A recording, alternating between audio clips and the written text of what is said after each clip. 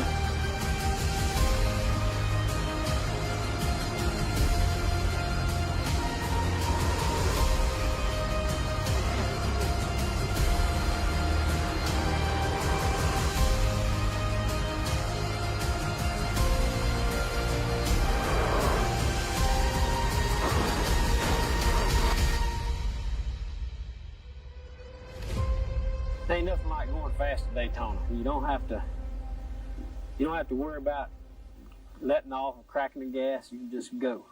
And it's just the biggest thrill I've ever had.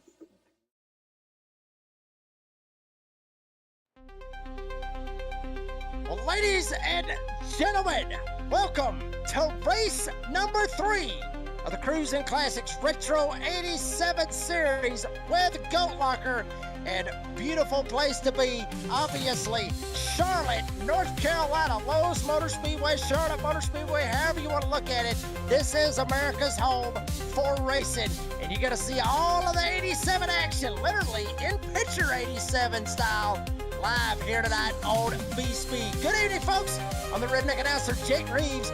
Co-announcer right beside of me, Logan Thrill-Killed, right beside of me, and also Lucas Slides is on production here this evening. Logan, get ready for the Goat Locker 150 here in Charlotte, buddy. How in the hell are you doing? It's been a minute. We are doing great tonight, Jake, and you know, you named off a couple names that this track has had in the past, but I tell you what, it was almost the track that never was. After opening in 1960, the owners actually ended up finding massive deposits of granite that needed to be removed before the track could ever be built. So that was a very financial issue that they had just trying to open this place up. Luckily, they got worked through it. And now it's what we know and love as Charlotte Motor Speedway. We couldn't be happier to be here. Absolutely, and the list of names that have won here at Charlotte Motor Speedway, I mean, literally, you go down through the list of just big-time drivers that have won here. Dale Earnhardt, Richard Petty, I mean, the list goes on and on. But the one that I think a lot of the younger viewers and more recent viewers would say that has won a lot and has literally made this his house was Jimmy Johnson back when he was driving for the 48 back at Hendrick Motorsports. Really made this his house. And I gotta be honest with you, Logan, to be honest with you, at one point it was Lowe's Motor Speedway like we were talking about a minute ago. Jimmy Johnson, 48, he had Lowe's on the hood. Sounded kind of a little bit like I guess you could say a conspiracy, if you want to know my take off of it. I don't know if I would call it conspiracy, but I would say Jimmy Johnson was a damn good driver. He knew this track and had a lot of success here.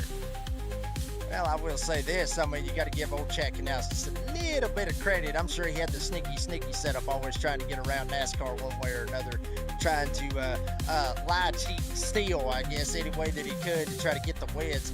Schedule coming up for the rest of the season. Obviously, we were at Daytona. Rockingham was last week, rather. Charlotte tonight, and then we got Talladega, which I am very, very pumped up. Love that place. Home track, more or less, for me. Actually, it's closer to me here in my neck of the woods than actually the Atlanta Motor Speedway is. But then Darlington, North Wilkesboro, Dover Downs, and Old Atlanta all the way to the end of July. Will be an absolute blast to see that. Logan, which one of those races are you most looking forward to here for the rest of the season? It's very cliche to say, but I'm going to have to say either Talladega or Dover Downs. Talladega because we had so much fun doing the preseason Talladega qualifying. That was just a blast with Eddie Smith. And Dover Downs just because it's such a historic track, and to see these cars out there, it is going to be surreal. Well, I mean, 3 tracks out of it, obviously, I will agree with you 100% with the Talladega deal. I mean, everybody loves Talladega, and everybody wants to see these cars go 220 into turn 3. I mean, if you don't love that, I mean, you're not a race fan. You need to get your pulse checked one way or another. Darlington will be a pretty good one in these 87s, especially how heavy they are, power steering, that they don't have any power steering, and just how tough it is to drive at Darlington in these 87s, and we'll give it a huge throwback. And the old Atlanta version, that's going to be interesting. I talked about this before. I'd love to see them on the Super Speedway version, but obviously the old Atlanta version, it really will wear out them Goodyear Eagles on these retro 87s later on this season for the season finale. Well, folks, we got the grid lined up for you, and starting on pole, the Jam Pringle Promotions Pole Award winner, once again up there in the top 5 in the points, Jake Ham in the number 85 to his outside will be Ken Huber, who has been looking very strong. I believe he won at Rockingham last week. So watch out for Ken Huber. He'll be rolling off on the outside of the front row. Peter Spintana will start from P3 with Jesse Whittington in the 94. Will roll off from P4. Logan Sturgeon will roll off from P5 with Brandon Evans in the 39, rolling off from P6. David Calvert will roll off P7 with Daniel Parks rolling off from P8. Chris Sawyer will roll off from P9, and ironically, 99, Brandon Wallace makes up the top 10. And back here in the 11th spot is that 4 of Mike Browning, coming up next to the 84 of Charles Stevens in 12th. Behind them, it's that 75 of Chuck Pegleg Phelps in 13th, next to the 86 of Timothy Wills. The 15th starting spot will go to the 16 of Jamie Lipke, next to the 085 of James Goshen. 17th is the 24 of Devin Smith, next to the 23 of Ryan Pendleton to the outside. Last but not least, in our top 20, it's the 00 of Alan Smith, next to the 80 of Kevin Price. Noah Hogard will start from P21. Brock Price, 22nd. Daniel Kakeel will start from the 23rd spot, way back there, tail end caboose on the field. Well, folks, Jake Ham is the Jam Printing Promotions Pole Award winner. They are working their way going into turn 3. So real quick, since forming in 2013, Jam has contributed Hang on, we're not going green, not going green. to more than 60 local non-profits, with a primary focus on organizations that assist veterans, women, and children. They have been with Goat Locker racing since the very beginning, local and veteran certified. When they do well, they do good in the community. So thank you very much to Jam Printing Promotions for their sponsorship as we are getting ready to turn them up. Think about that one a little bit different. Pace car decided to stay out there. Might have wanted to get a little bit more of love out here on the Charlotte Motor Speedway. And Logan, our racing went through a straight up overhaul. I mean, we saw all kinds of stuff. They updated these tracks. Obviously, they updated Charlotte Motor Speedway, just like Talladega, which is where we're going to be next week. Charlotte is fun. It's multi-grooved. But with these 87s, in my opinion, it will be a hell of a drive that these guys is going to have to go through here tonight.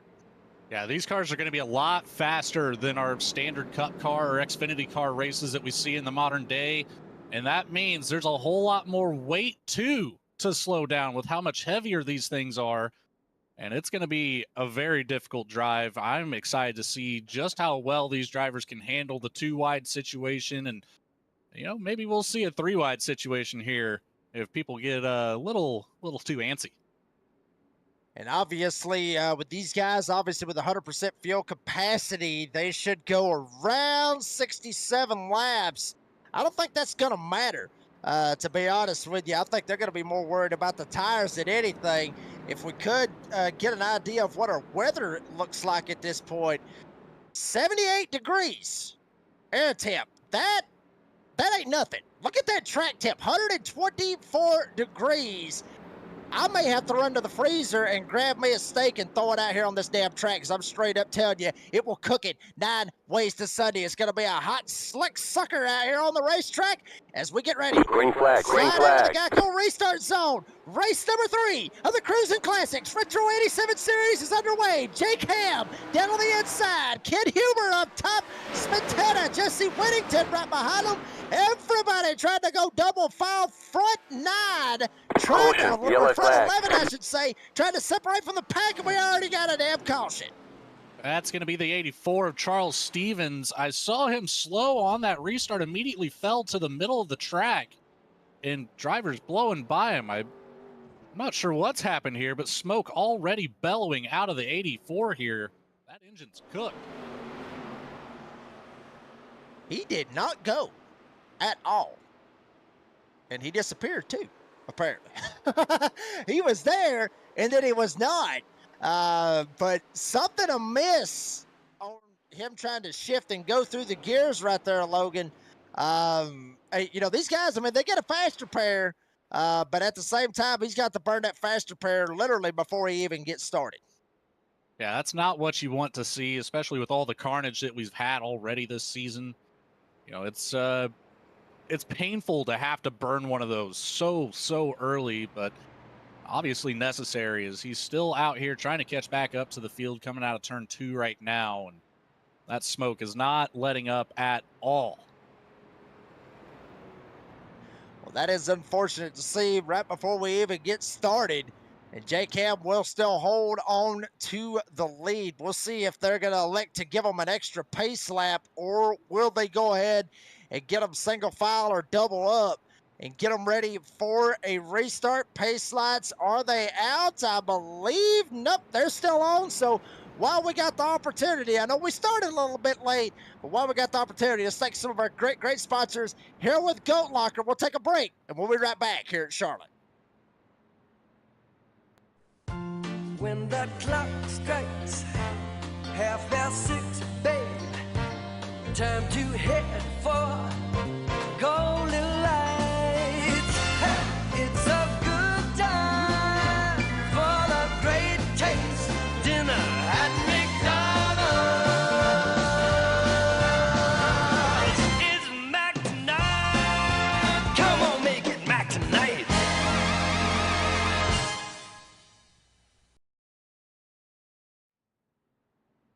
And folks, we're back here at Charlotte Motor Speedway. Redneck announcer Jake Reeves here in the house with Logan Thrakeld. Logan, I told you I was going to butcher that damn thing. I'm trying to get it lined up. Eventually, I will get it. Let's just call him Santa, because Logan, he told me a while ago about the whole X deal. Obviously, Lucas Lyons on production. Sorry, Lucas, I kind of threw you under the bus there a little bit. But Logan, obviously, your nickname is Santa. I guess you could say I'm racing Santa. I saw a little bit on X. You go to some of these racetracks with a damn Santa hat, or a Santa hat on. What's the deal with all that? Absolutely. You have to just, if you want to get noticed by these drivers, you have to stand out in some capacity. And I think that's really what played out for me is, I was able to go down to Nashville with VSP's very own Bradley Cooper, spent the weekend down there with him, and we got to go see some pretty cool things and met a lot of cool people just from wearing a hat. A lot of conversations were, struck up, and met a lot of cool people. You don't think anybody just looked at you and went like, are you serious? Like, well, did anybody look at you like you was crazy? I'm just curious. Oh, absolutely. I got so many weird looks from that, but hey, you know, if you can't be yourself, why be anything?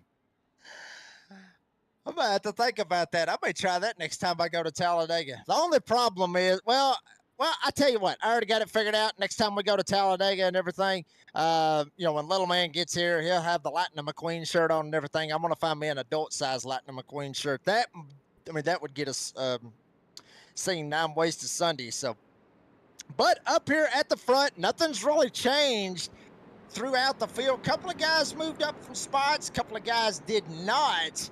But for the most part, the top 10 has not even changed hands after that lap 1, turn 1 accident that involved the 84 of Charles Stevens. Odds are he might have missed a shift. These 87s are real hard to shift if you end up going by the no assists or anything like that. You end up got to use the clutch and damn near double clutch it just to get it going. Maybe that's what exactly happened. Here we go for the restart. Jake Ham on the inside, Kid Huber up top, and back again. Underway here at Charlotte, diving off into turn 1. Everything for the most part, Logan, clean and green as they worked their way off of turn 2. Everybody was able to get off that starting line a whole lot better this time. Nobody having issues down through turns 1 and 2. Nearly saw some 3-wide action. Might see it here down into 3, but it looks like we're going to be cleaned up there just outside of the top 5. It's a battle right now, actually, for that position. The 35 is surrounded. David Calbert. Yeah, he's in a bad spot. He has literally got a lot of uh-oh moments all the way around him. Daniel Parks up on the top side. Calbert, you see in the 35, trying to work his way to the top side. Sawyer trying to go below him. Behind him, you got Mike Brown in the 4. Everybody still trying to chase Jake Ham. And battle maybe on for second as here comes Logan Sturgeon. Down on the inside in the 26, he gets around Kid Huber. Sturgeon will go to second, try to run down Ham. What a legendary paint job on that 26 up here in the second place position. He's going to make it worth its while up here as he's going to continue to run that bottom line, see if he can find some speed down here and save those tires long enough to battle with Jake Ham. Jake Ham still using that top lane, just looking for the momentum, not really focusing on tires by any means. And back there a little bit, there was a little bit of battling going on with Jesse Whittington trying to get down to the inside. Damn, Daniel Parks shot way up the racetrack, put the block on Brandon Evans. Look at everybody still fanning out, trying to find the line, find some clean air one way or another. And, Logan, that's one of those things I talked about here at Charlotte is there is a lot of opening to where you can run the top, you can run the bottom, you can run the middle. I mean, if you could probably even drive on the apron, there's a fourth option down there. I wouldn't try it, but, I mean, this is the definition of multi-groove racing right here. Well, Dale Sr. did it best with the pass in the grass at Sonoma, so, these cars are capable of doing multiple things, and using multiple lines is no doubt in my mind as this battle right here just outside the top 5 once again. It's going to be that 4 of Mike Browning up on the high side. Jesse Whittington starting to trail behind just a little bit on the bottom. Browning's going to get clear, and look at this up here at the front. It's Logan Sturgeon making a charge to the inside, down to 3. Oh, baby, he may end up making it stick, but Ham is not going to give it up. Ham, very, very aggressive. Sturgeon gets loose, almost spun it all the way around in the 26, throwing it back to Jeff Gordon, and he almost ended up like Jeff Gordon a couple of times here at Charlotte, wrecked, but he ends up saving the number 26. Ham will reassume the lead with Ken Huber back by him. Sturgeon was up there. He was putting the muscle to him, honestly, Logan. The bad part about that one, he's going to have to fight his tail off to get back up there where he was. Lost 3 spots on that, and under fire for number 4 is the 71 of Daniel Parks. Looks to the inside. Mike Browning's still hanging around back there as well, using that top line, trying to get some momentum here, follow up behind that 26 machine, see what he can do to put some pressure on. But that 71's not going away. Stuck to the inside, left rear quarter panel, and he is finally going to get clear on the top. This is that momentum that Logan Sturgeon needs now. Yeah, he needs to find whatever kind of momentum that he can get. He was all the way up there in second. He was going for the lead, getting around Ham, but you saw it live here on V-Speed. just a little bit too much throttle, might have rode that seam that you see right there, point blank, that seam going through 3 and 4. It literally follows all the way around this track. If you end up straddling that seam, and there you see it right there going through 1 and 2, you straddle that seam, and you're going to end up going for a little loop-de-loop, and you do not want to do that. Brandon Evans now starting to close in on Ken Huber, and Jake Ham trying to make it a 3-horse race. They're trying to get away from Smetana, and also Logan Sturgeon. They're trying to make this a little dogfight, a little 3-way battle. Yeah, Sturgeon's still trying to find a way around Smetana right now. Smetana doing a great job of keeping that 26 behind, but losing that 40 of Huber and the 39 of Brandon Evans as they have gotten back to the back bumper of Jake Ham. Ham's still going to use that top line. Huber goes to the bottom, nearly gets there. I'd say we're going to see him move down into turn 3, probably likely going to try out what Logan Sturgeon just tried out laps ago. Yeah, good possibility, and I'm already looking at some of these times that these guys are running just on lap 13. Remember, we had that caution on lap 1, so obviously there's not 13 laps of green flag on these tires, but at the same time, lap times has already dipped below 2 seconds what some of these guys was running in practice and in qualifying. They were running 32.7s. That's what Jake Ham ran in qualifying. Ham already down to 34.6, already 2 seconds slower. As we are seeing a little battle for second as Evans tries to go to the top of Ken Huber, maybe thinking about going around Ham, but now Huber trying to go the bottom side.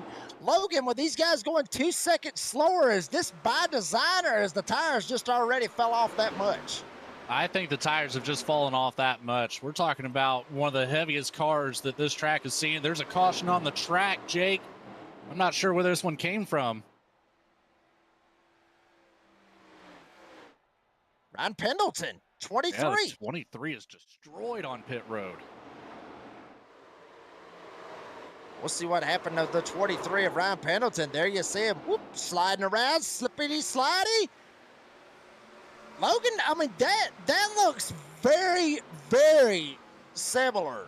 Very similar to what we saw happen with Ryan Pendleton last week at Rockingham. If you remember, Pendleton was up there running in the 3rd spot at one point last week at Rockingham. Got loose coming off of turn 4 at the Rock and come up and hit the outside retaining wall and knocked the right front off of it. Same situation. I mean, same state, just different track. Bad luck repeating itself here, but luckily still has that fast repair. He did have to tow it, so that's going to be some extra time. That'll be a lap or 2 down. And don't forget about our lapped car rules. We do single file restarts on the top line with all the lapped cars on the bottom line to try to fight back for their position with the leaders. So it's going to be kind of a screwball here, as we're going to see probably the entire field come down. We've got one that's electing to stay out. That's a very bold call coming from Peter Smetana there, as everybody behind will fall down pit road. We're going to see some fresh Goodyear Eagles and a full tank of fuel. I mean, Logan, obviously we know about this, that there is unlimited sets of tires that these guys have to worry about, so they ain't got to worry about nothing off of that. I mean, there is no bill. Coat Locker has footed the bill for the tires, and they ain't got nothing to worry about on that. And you see everybody going through their 4 freshies and filling it up full of fuel. Smetana did stay out. David Calvert in the 35 was a lap down. He was trying to get the waiver out, but Smetana ended up blocking him out of that. And there you see Jake Cab, Kid Huber, Logan Sturgeon, Brandon Evans, front 4 battling off of pit road. And Logan, I mean, real quick, before we take a commercial break, real quick, Logan, who are we thinking that we really need to keep our eye on? I mean, it's early, but who do we need to keep our eye on here tonight at Charlotte? I think it's really anybody's ball game, but I'm keeping my eye on that 4 of Mike Browning. Already up 4 positions here. Started back in 11th. He's found himself in 7th on this pit cycle. And he's always a threat up there in the top 5. He can surely come away with one at one point. So that's going to be my pick for the night. We've got his pick. I'm not going to make a pick because if I end up making a pick, I'll end up screwing him over. So I'm not going to make the pick. I'll let the commentator curse go straight to Logan. Folks, we'll step aside real quick, take a quick commercial break. Bring you right back here for the Cruisin' Classics Retro 87 Series live here on V-Speed. Why do 32 million Americans protect their engines with Quaker State motor oil? Because they're car-carrying people who want only the best for their engines. Here, Quaker State quality stands up to the constant pounding, heat, and friction that breaks down motor oil. You can see Quaker State quality, the pure protection that comes from our state-of-the-art formula that can't be beat.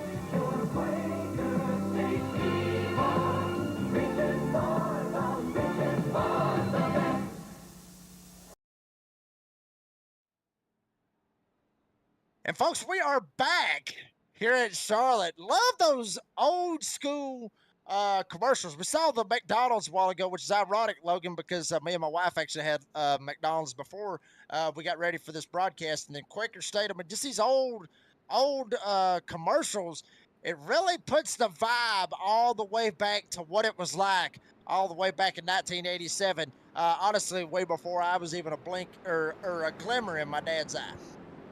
You know, that's all the creative mind of Eddie Smith doing the lead on the production for this series. Just absolutely knocked it out of the park. Poured his heart and soul into it. Love to see it. Love to be here for it.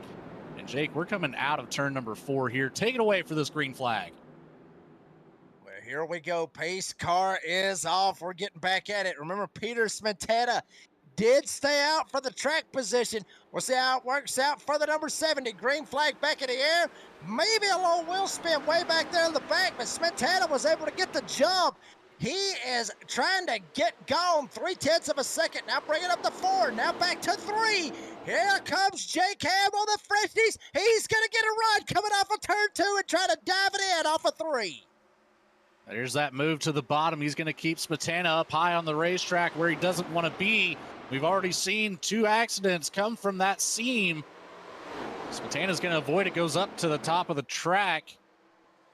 But now he's got Logan Sturgeon back to the inside. Sturgeon trying to get back to this battle that he had to start this race with Jake Ham. Back to the bottom goes the 26. Brandon Evans following right behind Smetana, falling off like a rock. Yeah, Smetana is slipping back big time as Sturgeon tries to go down to the inside, try to make a pass and go for the lead. Evans falling right in behind Ham, but Sturgeon fires off. Remember what happened last time? Will Sturgeon be able to pull it off? He does not get loose this time. He will stay door-to-door drag race. Evans may try to take it 3 wide, not able to do it. Ham gets clear. Now it's Evans back in there. Here he goes. May goes 3 wide. Evans thinking about it, but it may Sturgeon and Ham, and Evans wants to make it 3 wide, but the hole's not big enough. Ball back in, 2 in line on the top. They're going to get a good drive down the backstretch. Sturgeon will fall back to 3rd here. Evans taking a peek to the inside now, but Ham leaving no room. Ooh, that one was close off of turn 4 there. Ham's going to hold that advantage. Wonder if Sturgeon will be able to put together a run down the backstretch and throw his name back in the hat here coming into 3. Possibility out of this that Logan might have just slid back a little bit. He took a couple shots at Ham, wasn't able to pull it off. Let Evans go up there, let these guys burn their tires up, and maybe the 26 will be able to slide right back by him. Ham holding on to the lead, trying to pinch Evans down on the blue and white line on the bottom of the racetrack. Evans still on the inside, damn near making contact off turn 4. Drag race at the line. Ham got it by 0.8 of a second if that would have been the final lap, but we are well over halfway. Still got a long way to go, and Evans tried to get it not clear. Here comes Ham back on the outside. Ham got that speed off the top of the turn 2 exit. He's been keeping it up there. That's where Ham likes to be. He typically runs these high lines at tracks like this. Just about any series across the board. He gets a little loose off of turn 4, nearly make contact with Evans. Kept it clean, but Jake, that's one of the beauties about these 87 cars. They can really take a door banging before it really affects them. Easy with that. That is trademark material, Mr. Logan. Here we go. Evans able to get clear. Ham's going to get him in the back bumper. Gives him the bump draft. Middleway down the back chute. Logan Sturgeon, literally a bystander watching all of it. Ken Huber as well. Evans gets a shot. He goes up into the wall. Now Ham down on the inside. They are throwing haymakers. Well, I mean, literally about a quarter of the way through this damn thing, and they are throwing some serious haymakers. Sturgeon nearly had nowhere to go on that one as Ham cut it back down across the track, right across the nose of the 26. But they were able to keep it off each other, which was just fantastic to see how these cars are navigating right now. We're going to have Evans send it back to the inside. Ham still on the top. Sturgeon taking a look to the middle, doesn't have the speed to get there, and that gap's going to close just as quickly as it opened. Look at this. Ken Huber starting to catch back up to the leaders here. That 40 machine all over the back bumper of Logan Sturgeon now. 4-horse race up here. It is Ham, it is Evans, it is Sturgeon, and it is Ken Huber. You talked about Mike Brown, and before we went back green, sitting back here comfortably in the 5th spot, up 6 spots. Now Evans down to the inside, trying to get around Ham. Takes a shot, shoots down to the inside. He'll slide up, try to pull the crossover as Ham. Ham looking down to the inside, thinks different. They make contact straight into the back bumper. Evans able to hold on to it. Ham got sideways as well, but Evans, for the moment, Brandon Evans has the lead and jumps up, tries to put the arrow block on the 85. I tell you what, the broadcast didn't quite catch it, but Chuck Phelps just had the save of a lifetime across the front stretch. Kind of came down into the grass just a touch, but kept it straight. I just had to point that out. That was fantastic driving by Peg Leg Phelps. Yeah, maybe we can get a replay when everything calms down up here at the front, but it is certainly not over yet. Jake Ham, Brandon Evans still slugging it out. Ken Huber was able to jump around Logan Sturgeon. Now Evans literally driving in his mirror. Evans almost slaps the fence. Ham trying to get a run off of turn 2, get the draft, and maybe have a shot in 3. Not close enough yet, but still a long, long way to go, Logan.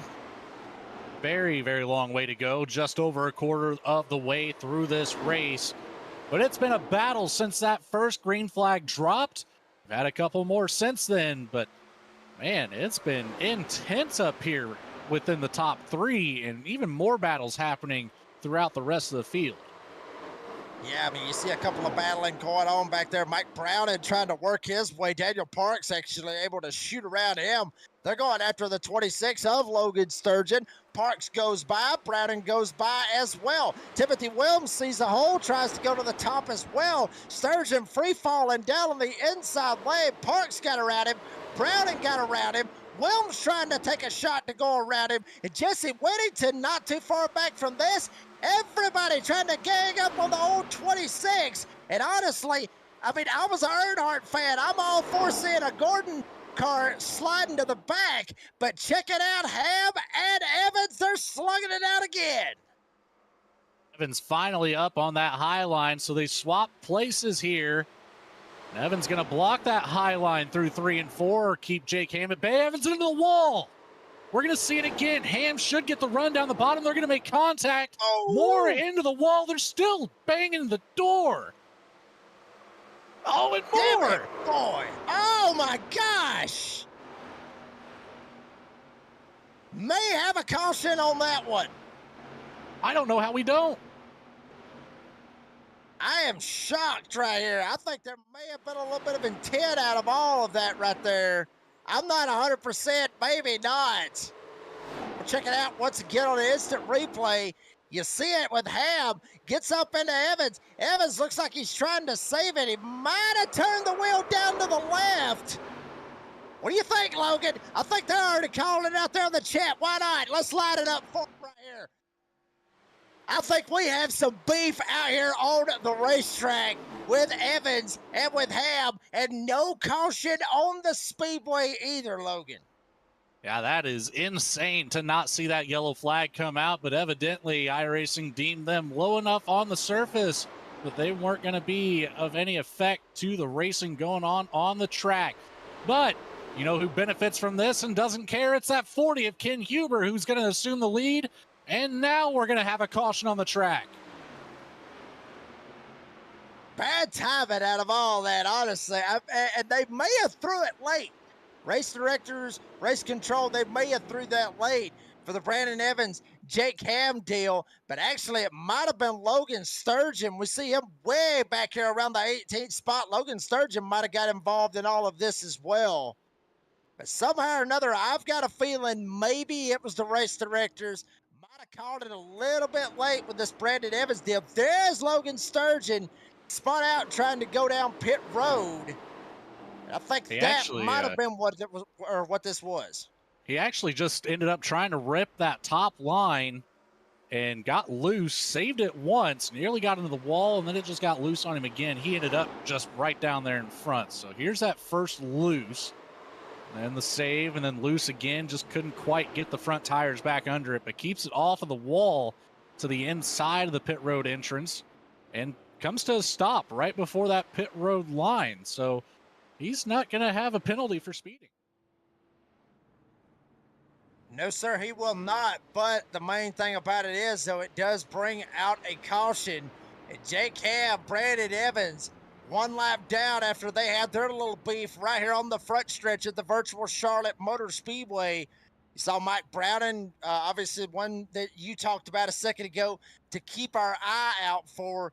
With that number 4, Mike Browning could certainly play a factor into who wins this thing. But they're going to have to go through that 40 of Ken Huber, because at this point, honestly, Ham and Evans, I mean, unless something crazy happens, they get lucky and somehow or another get back on the lead lap, they're pretty much done right here at this point.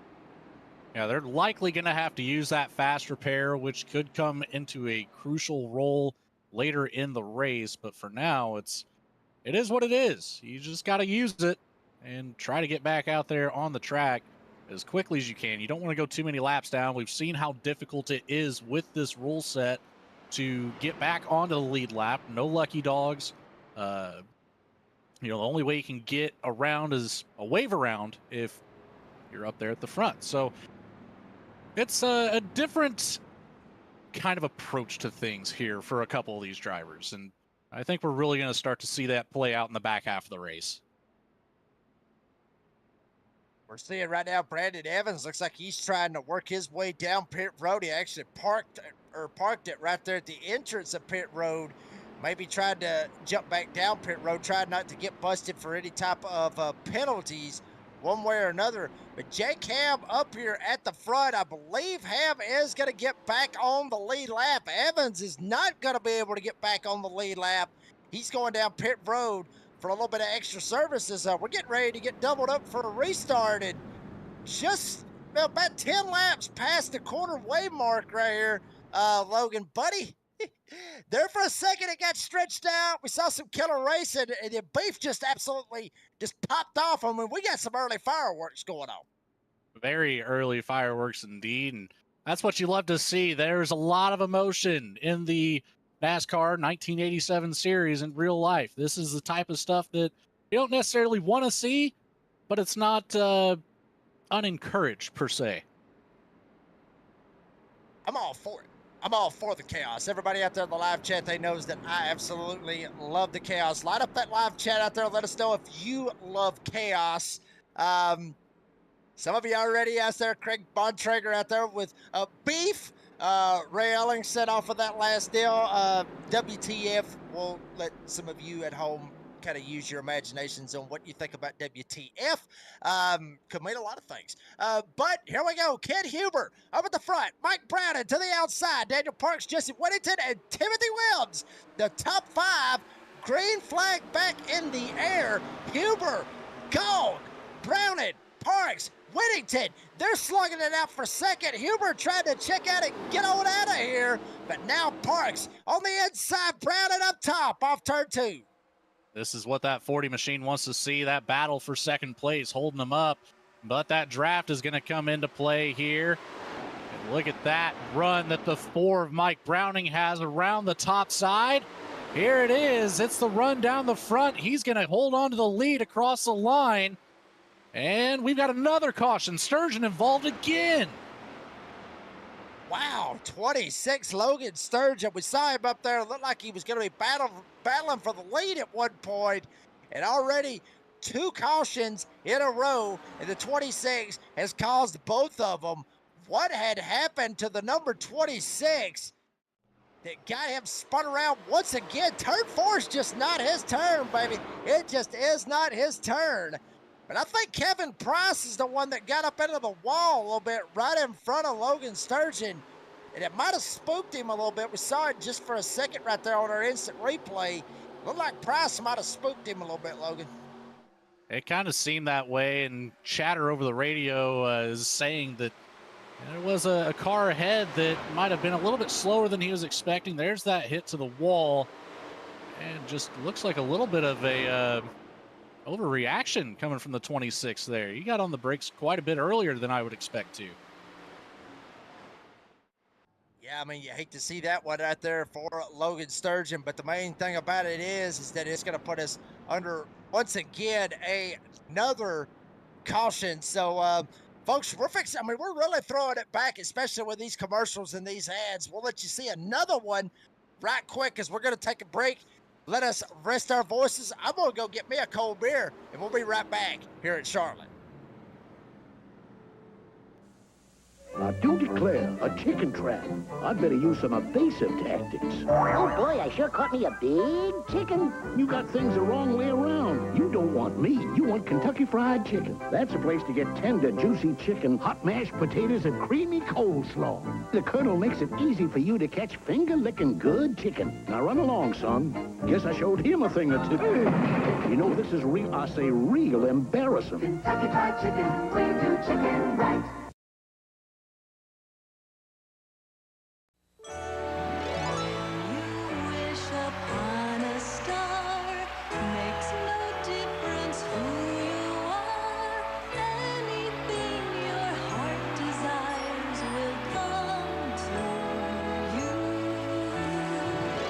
Sims, you just won the Super Bowl. What are you doing next? I'm going to go to Disney World.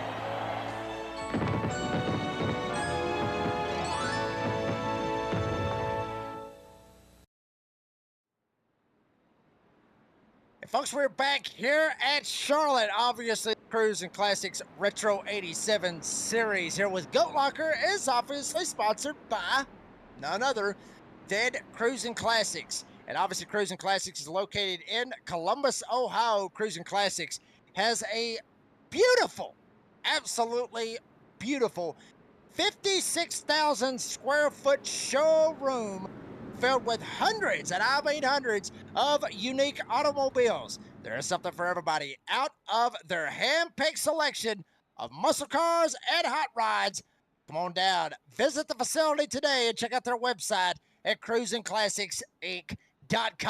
And they are the proud sponsor of the Cruisin Classics Retro 87 series that you're watching right here live on V-Speed with Goat Locker. Awesome to see all of this. Oh, baby, we're getting good. I mean, we've already seen beef. We've also... Logan, buddy, we've already seen beef. We've already seen guys spit it out. We've already seen all the chaos already pop up and unfold. Brandon Wallace already want me to bring him a cold beer. I have no idea. Oh, pit road. I'm too busy. I'm up here. But Logan, baby, I think this is only the tip of the iceberg. Yeah, this is just the beginning for all this chaos and the beef. We're going to see a whole lot more as we're set to go green flag racing one more time. It's Mike Browning in control. And we are away. Browning down on the inside for the one time out of all this. Kid Huber is not up here able to control this restart. Browning was able to control it. He got around Huber before the caution come out. Parks down on the bottom side. Smetana gets turned. He's around. Big spin by the 70. Peter Smetana, but did not hit nothing. The only thing that got hit was his pride. Coming off of turn 2, he got into it with Daniel Parks. Parks got into him and just spun him around. You know, I was really thinking that had potential of being the first blowover of the season. If this was next week, that is absolutely a car going end over end. Here we have it coming out of turn 2, and that 71 just comes up a little bit too high. Daniel Parks got into the left rear there of Smetana. Smetana might have come down off the wall just a touch as well. Camera angle doesn't quite do it justice, but you got the gist of it. But the 70 does a fantastic job keeping it off the wall. Check it out right here. This is riding on board with Daniel Parks in the 71. We'll see exactly what happened. Did Parks get tight? Looks like he might have got tight. I think they might have met in the middle, to be honest with you, Logan. I think they might have met in the middle. Parks might have come up. Looked like Smetana might have came down and just put them both in a bad spot, to be honest with you. I mean, that happens. That happens, especially off of turn 2. I know you've raced here before. I've raced here before. Lucas Lyons has raced here before. Turn 2, you can get tied over there coming off of that corner, and especially getting tied off of turn 4. But turn 2, I've got tight numerous times and pounded that wall more times than I can count. It is just about any car that you can put on this track. You can expect to get tight coming out of turn 2. If you're running that bottom line, it is certain to happen, especially when you get on those fresh tires. You would think it would kind of help you in a way, but instead it more so hurts as those tires aren't quite up to temperature once you get that first green flag drop of the run. He is Logan Thrakill. I am the redneck announcer, Jake Reeves, obviously with Double L Lucas Lyons on production here this evening. As Smetana jumped down pit road, get a little bit of service. One thing we do want to mention, our two, I guess you could say, beef guys, the guys that actually had our beef a while ago, both of them are back on the lead lap. Now, Logan, you know me. I always like to kind of stir up a little bit of trouble. I got to stir up a little bit of trouble. So why not, at this point, we'll bring in one of those drivers that was in that little bit of, I guess you could say a little bit of that beef that we saw a while ago. Brandon Evans up here in the broadcast booth. Brandon, buddy, you know me. You know me. I love to stir up trouble. What was the deal with the contact with you and Jake Cam a while ago? I came off of turn 4 and I was stuck on the fence. I don't think he meant to push me into the fence, but I definitely got wall grabbed onto the fence on the front stretch, and then we got stuck together. And then because of that damage, like something was broke, and I was trying to keep it steered to the right, and the car just was continually pulling to the left, and then we just spun down. But I know Jake's tried to say it was intentional, but it wasn't. He thinks it's intentional, but you don't. I don't think it was intentional, but I mean, I'm not going to race him any different. You know, that I'm not going to intentionally wreck anybody. So I don't know how you intentionally wreck somebody in that manner anyway. I'd much rather rear end somebody than door slam them and kill us both. that wouldn't make any sense to me. Yeah, I mean, I tried to basically say, that I thought that there might have been beef out of all of that. I mean, you don't feel like that there's any beef between you and him off of that, at least from what you think? Not from me, but if he thinks there's beef, we'll have beef. You know, it's the summer heat, man. It's what's for dinner. Yes, sir. Why not? Play the Where's the Beef commercial. We need that one. Yeah, I need some Wendy's. Oh, yeah, I had McDonald's before we got going. Brandon, Good luck, buddy. Hopefully we'll see you climb back up there to the front. Oh, yeah, buddy. Thank you. Oh, boy, that was Brandon Evans. I had to get it stirred up, Logan. You know me. I got to get something going. And I just had to mute the mic and walk away once that started happening. But we're back here, and it's out of turn 4. Pace car's off again. Let's start lap 44. Is Mike Browning still in control? Ken Huber locked on that outside line. Oh, and Browning goes for a ride through the grass. What happened to the 4 of Mike Browning? Did he miss a shift, or did everybody else just get that good of a jump on him and end up spinning him around? Everything's still clean and green, no caution.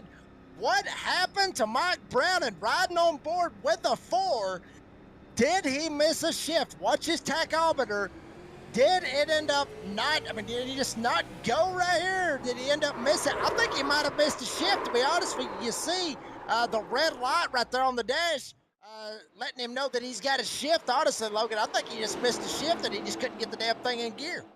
Yeah, those RPMs were just pegged right at the top of the gauge, and Yeah, it's a pretty good indication that it did not take third gear on that restart. The clutch can be pretty finicky on these cars, especially if you don't have the H pattern. We've got contact once more. It's Sturgeon into the door.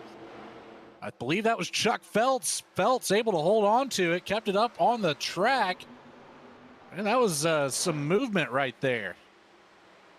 I got to tell you, whoever owns Turn 4 here at the virtual Charlotte Motor Speedway, they are going to put a restraining order on Logan Sturgeon before this thing's all said and done. Every time we see Logan Sturgeon in some type of melee, get spun or some kind of beef going on, every single time it's got to be in turn 4. He can't do it in turn 2 or nothing, but he keeps doing it in turn 4 one way or another. They are 3 wide back here with Jake Ham trying to work his way up through there. Little bit of contact. Alan Smith up in the top side trying to find a way. Ham gets around him as well as you see him fan off going down into turn number 2.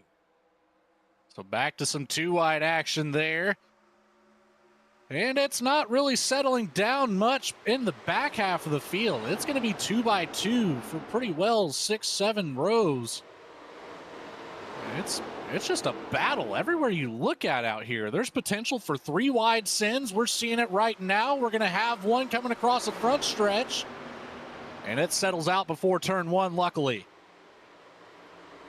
See him working away as well. There goes Ham up on the top side trying to make something happen. Daniel Parks still holds on to the lead. Huber there to follow. Looking 3 wide, 2 wide back there in the back.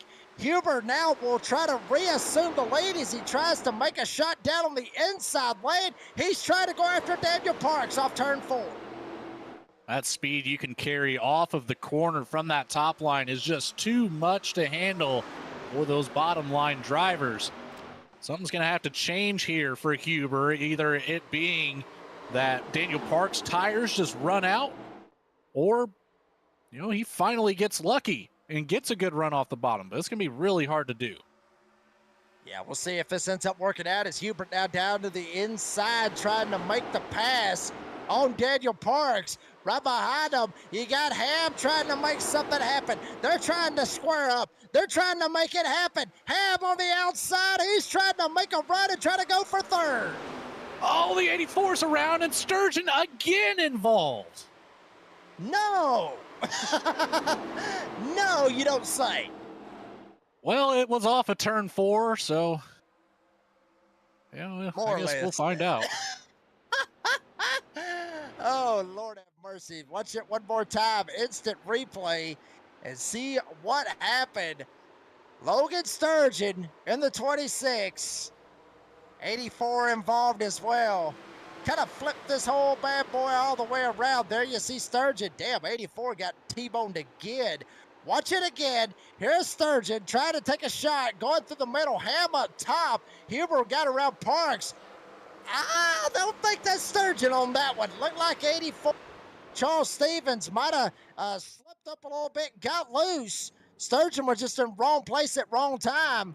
And bam, ended up taking them both out. That's not how you want to hit that halfway mark of the race by any means, Jake. We've had a handful of cautions here already. The field has been essentially flipped in some spots. And, we started out, didn't have a whole lot of movement up in the top 10. Now the top 10 is pretty well massive drivers that did not start in the top 10. Yeah, I mean, literally, if you look at it, Timothy Williams, who started 14th, he is sitting currently in the 4th spot as they cross the line. We'll see if he can hold that spot or stay closer up there to the front. Obviously, James Goshen, he started 16th. He was 7th the last time he was at the line, but like I said, we'll see how they all work out when they try to come off of pit road. One driver who beat them all off of pit road was Brandon Evans into 39. Smith-Tanner beat them all off of pit road, or did he even decide to pit? He did not. So the 70 of Peter Smith-Tanner stays out on the racetrack. Evans might have took 2 tires to get that track position back. And then obviously Huber, Brandon Wallace, Daniel Parks up here. Boy, I'm telling you, everybody just kind of flipped this thing literally on its lid. Everybody has. And I'm curious about this call coming from Peter Smetana as, You know, he's already had experience up here once trying to take control of this restart on older tires, and it did not play out in his favor. He'll be lucky to make it out of it unscathed like he did last time. Dan Parker, out there, first-time viewer, thank you very much for joining us here tonight. If you haven't yet, make sure you like and subscribe to the V-Speed Network. What's the record for most laps completed in a row without a wreck? About 10 with a question mark.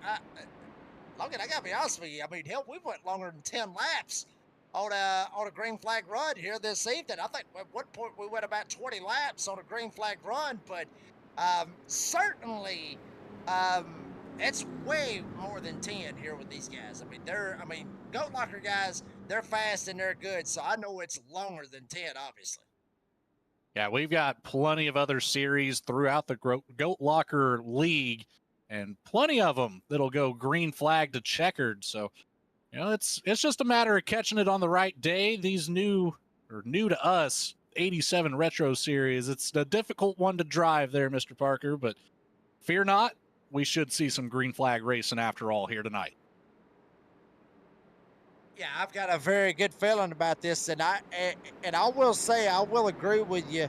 I mean, I agree with you, Logan, with Smetana. Why is he still out there? Why did he not go down and pit with everybody else? It didn't work out for him the first time around, but who knows? He might have been saving, and you know, I mean, to quote Harry Dole from Major League, honestly, I think he's thinking. Honestly, I don't know what the hell he's thinking, but we'll figure it out right here with Smetana. Down on the inside, Evans up top, Huber right in behind him with Brandon Wallace, Daniel Parks, the top five. Evans on the top side, gets the run. Smetana almost gets run over by Huber, stacks up the whole inside lane. Evans around the outside and grabs the lead and takes it. I like that move from Evans immediately off of that green flag drop. He got some separation between the inside and the outside line, preparing for the chaos that luckily didn't come. But here we are, nearly 3 wide for second place. It's going to go back to 2 for now, but expect to see more of this as we're going to be beating and banging back here in that third row. Just past the halfway mark, and Brandon Evans, who we saw had the contact with Jake Ham, he has slid right back up here to the front. Sliding down on the bottom side. Is that Brandon Wallace in the 99? Yes, it is. Fantastic save by the 99 to keep it straight. We stayed green with Daniel Kikil doing race directed here for this evening. And Daniel Parks trying to work his way back up through here and get a shot and trying to go after Ken Huber and Peter Smetana. Huber able to get around Smetana. Smetana back to third. Parks trying to run him down. And Brandon Evans, his arch nemesis, if you will, here tonight at Charlotte. Jake Ham has jumped up and cracked the top 5. It's about time we saw Ham back up in this battle. In the top 5, it's only a matter of time before we see him get side by side once again with Brandon Evans. He's got a couple drivers to get through. Ken Huber, Peter Smetana, and Daniel Parks all just ahead as that 71 of Parks is going to get loose on the outside. Collects it back up before getting into the door. Peter Smetana on the inside. Smetana dives it down into the bottom of turn 1 and 2. And this is where he's going to finally lose that position. And another caution. It's James Goshen involved in this one, the 085. James Goshen goes around. What other driver got involved in that one as well? Looked like that might have been... It was a blue car, but I do know that Goshen got involved, kind of stacked them up. See what happened? Woo, baby, he just snapped loose going through there. Couple of others. There you go, the 158. That was Noah Hogard that got involved in it. And, oh, man, I'm telling you, I mean, that's tough right there going into the quarter. Do you think maybe that, you know, as I've talked about this before, you know, Logan, with how these brake biases is in these cars, do you think maybe they just got the brake bias cranked down so low that when they go into the corner, they get on the brakes and it just ends up just making the back end snap loose and they end up going around? It very well could be that. It's so hard to say as these cars, it takes a certain driver to be able to really manage these things. And that's why you saw so many phenomenal drivers in the 80s in real life. Like, these things are a lot to handle, Jake, and it is not an easy task. Nothing like what we got in the next gens today, honestly. I love racing these cars. I love racing them. I do. But to be honest with you, I ain't worth a damn at them on the 1.5 miles. That's why I always race the super speedways, because I always love the speed. We got a couple of guys going down pit road. Saw right there with Mike Browning jumping down pit road, Logan Sturgeon going down pit road as well, and a couple of others sliding down pit road. Brandon Evans, Ken Huber, Daniel Parks, Jake Ham, and Alan Smith. Haven't talked a whole lot about that 00 of Alan Smith. Started 19th. He is all the way up to 5th. That is your top 5 here with just a little bit over 40 laps to go here tonight at Charlotte. We'll take another quick commercial break. We'll see if we got a Taco Bell commercial in there somewhere. Lucas Lyons may try to find this one. We'll be right back here at Charlotte.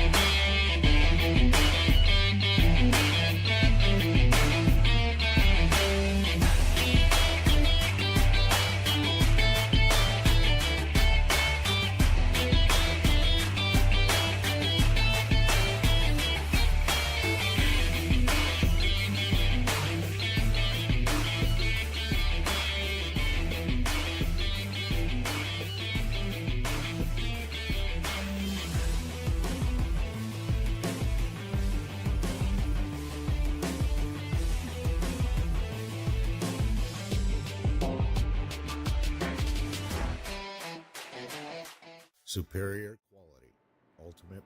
Well, folks, we're back here live on V-Speed.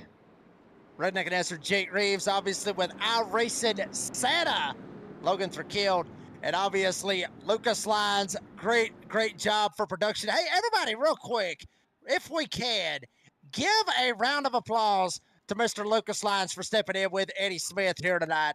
I mean, great job for our producer, Lucas Lyons, doing a fantastic job here tonight.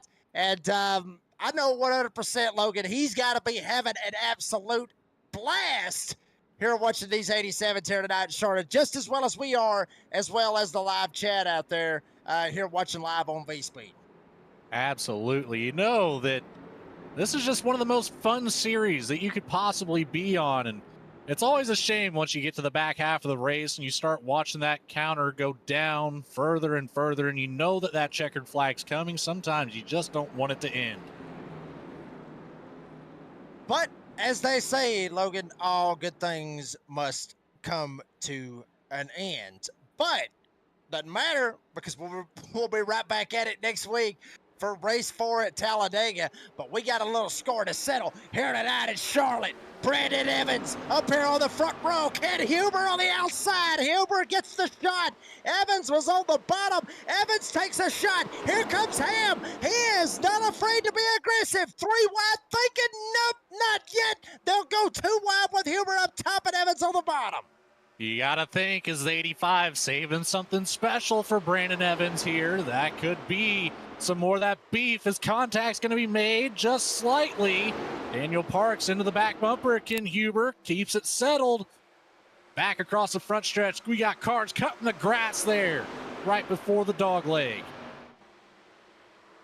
And obviously we talked to Brandon Evans. He said that he has no beef with Jake Ham, but Ham possibly does. Ham will try to go to second. Around the outside of Ken Huber. 85 will go to second. Jake Ham now, he's going to set his sights on the 39 of Brandon Evans. This is what everybody was wanting to see. But check this out. Timothy Webbs shot out like a cannon on the top side, going around the 40 of Ken Huber. He's trying to bring a whole list of guys with him, with Daniel Parks behind him, and also Chris Sawyer right behind him as well.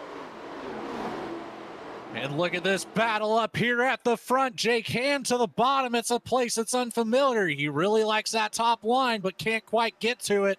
He's going to look to the top here in 3 and 4, but Brandon Evans, he's already been here once before. He knows to block that top line. He knows Jake Ham has speed up there. He's got to keep the car in front. It's going to be about who can make the move at the right time here, Jake. One of those drivers back there, 00, Alan Smith, looked like he was going to go all the way from 87 all the way to 2025 and try to hit the Roval and try to work a little shortcut in to try to get around some of these guys. Unfortunately, was not going to pay off for him. He's back there damn near 3 wide with Logan Sturgeon down on the bottom side. Here comes Logan Sturgeon. He has went through the ringer here tonight, that 26, number 26 DuPont Chevrolet. Oh, we got contact right in front of him. 43, Brock Price goes around and Logan Sturgeon gets involved as well. And we got another caution here on the front stretch. That is the first time that I've seen the 26 involved in a wreck that did not remove the front bumper.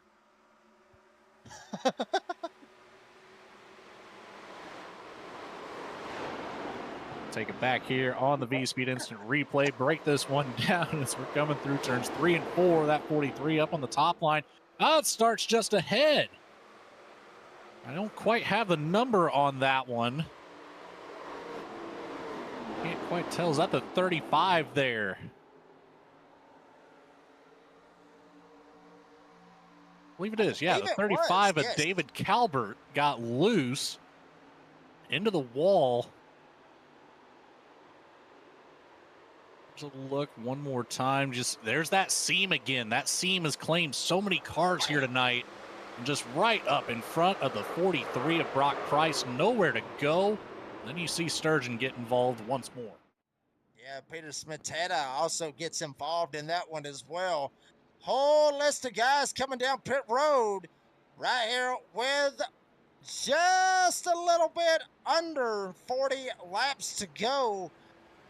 I gotta be honest with you right here, Logan. I think at this point, we get cautions. If we get cautions at this point, every time we get a caution, everybody's going down pit road, because it's like I said a while ago. I mean, would you not agree with that? I mean, literally, it's an unlimited bill. Goat Lockers footed the bill on the tires and the gas. It's all unlimited. Why not try to go down pit road every single time that you can to get 4 freshies? Oh, absolutely. There's no sense in not bringing it down pit road anytime you see at least one of the leaders bring it down. You know, and at this point, like you said, nail on the head with that comment that every single caution we have from here on, this entire field will likely come down pit road. However, the 158 of Noah Hogard is thinking differently. He'll be staying out on 7-lap-old tires. And we've already found out how that worked out with Peter Smetana, but Hogard may have something to say about it, so we'll see how that ends up working out. I'll tell you what, let's see if we can bring us a driver up here and see if we maybe could have a little bit of a chat with them and see what's going on. I'll tell you what, we'll bring up our good buddy who was talking about he wanted me to bring him a cold one down there in the pits. 99 of Brandon Wallace got him up here in the broadcast booth. Mr. Wallace, sir, how are you doing? And did you, or was you able to go to the fridge and get that cold one? Yeah, man. Well, you know, I could always use another one if you bring me one. But we're hanging on here. We're trying to make it to the end of this thing. This is crazy, but I like it. Yeah, Brandon, I was going to ask you, do you think maybe it's just more about survival than it is trying to be the fastest out there right now? Yeah, I think so. Right now, it's hard to pass. You know, even with the 7 or 15 lap tire difference, you can see it's hard to pass. You can kind of maintain position. So it's really about survival and try to get to the end. You know, track position's king. All about survival here tonight at Charlotte. Brandon Wallace, appreciate your time. Good luck with the rest of the race, and drink one for me, buddy. Yeah, 10-4, brother. That was Brandon Wallace. Send him back down there with Bandits Motorsports. And getting ready for this restart right here. Logan, Noah Hogard. We saw what happened earlier when Peter Smetana was on the old shoes. Same thing we may be seeing right here with Hogard? You know, I would hope not, but it's inevitable. These old tires are not going to hold as well as even just 8-lap newer tires by any means necessary. But hopefully that 158 will hit this Geico restart zone in stride. Green flag is away again, and there is a big jump for Noah Hogard on that one. Yeah, Noah Hogard absolutely gone. Kid Huber trying to get back on track, trying to get something going. Here comes the great twins so far here tonight at Charlotte. Ham on the outside, Evans down on the bottom. Ham was able to fire away on the outside and make it work. Huber will slide right out of the way. He wants no part of it. Evans trying to go after Jake Ham, and they're both trying to run down Hogard. They're going to catch him like he's sitting still. Couple of them in the wall off turn 4, but Ham will go to the lead. Evans going for second. That 39 is going to stay glued to the 85's bumper. Across the front stretch, down the back stretch, but to the inside he goes for 1 and 2. They'll be door-to-door off the exit, but here comes that speed from the top line once again. Ham with a good run down the back stretch into turn 3.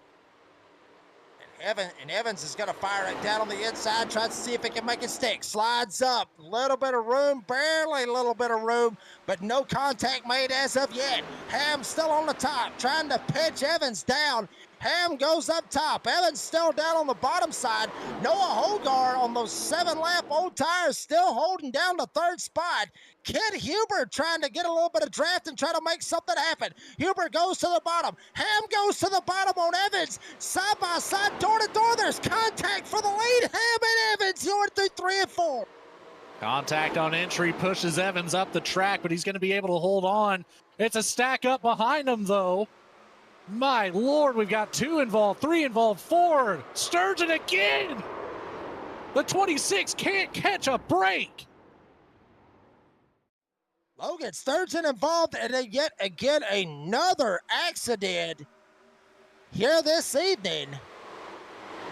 But for this time around was not the cause of all of it. It really happened up there. There you see some contact. Everybody bouncing off one another. That's Daniel Parks getting involved with the 90 of Chris Sawyer. They make contact. It literally is scattered, smothered, and covered all over the front straightaway here at Charlotte. Once again, you see it. Parks gets loose, tight, tries to get it straightened out, hits the wall. 35 Calvert goes through. There's Alan Smith in a 00. He shoots back down across the AstroTurf here on the front stretch. Brings out another caution. Now it's going to be whether or not you want to go in or not. Evans, Ham, Huber, they decide to stay out on the racetrack. Noah Hogard elects to stay out there as well on the old shoes. I just had to say that is another one on the tally board for bumpers missing in accidents involving Logan Sturgeon. I think they got an unlimited supply of bumpers as well here tonight. A lot of them jumping down pit road. Once again, here at Charlotte, we're back under caution. Going to take a quick commercial break. Bring you back for the restart here at Charlotte. Don't go anywhere. When the clock strikes 6:30, babe, time to head for Golden Lights. Hey, it's a good time for the great taste dinner at McDonald's. It's Mac tonight. Come on, make it Mac tonight. Why do 32 million Americans protect their engines with Quaker State motor oil? Because they're car-carrying people who want only the best for their engines. Here, Quaker State quality stands up to the constant pounding, heat, and friction that breaks down motor oil. You can see Quaker State quality, the pure protection that comes from our state-of-the-art formula that can't be beat.